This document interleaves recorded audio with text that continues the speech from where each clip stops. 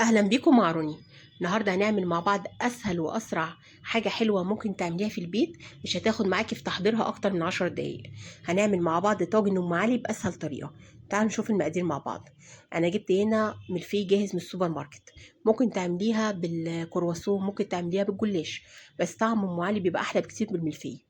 هبتدي اكسر شويه ملفيه كده في الطاجن، وهحط معلقه كبيره من المكسرات لو موجوده عندك، او ممكن سوداني مجروش، او ممكن تستغني خالص عن الخطوه دي.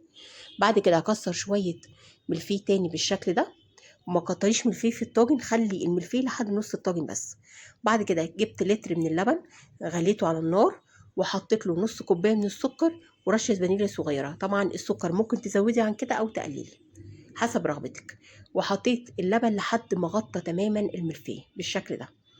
بعد كده جبت كريم شانتيه ضربتها مع اللبن، وحطيت لها معلقه كبيره من القشطه، وحطيت لها سكر. طبعا هي كانت من غير سكر تماما، حطيت لها سكر بس قليل عشان ما يبقاش طعم الطاجن السكر بتاعه زياده.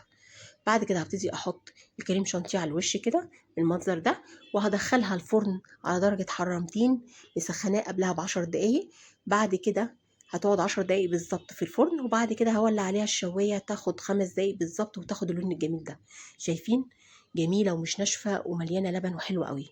بجد جميله وهتعجبكم جدا الوصفه الحلوه دي. سهله وسريعه ومش هتاخد معاكي وقت في تحضيرها خالص. ولو عجبتكم الوصفه ما تنسوش تعملوا لي لايك وشير ومتابعه.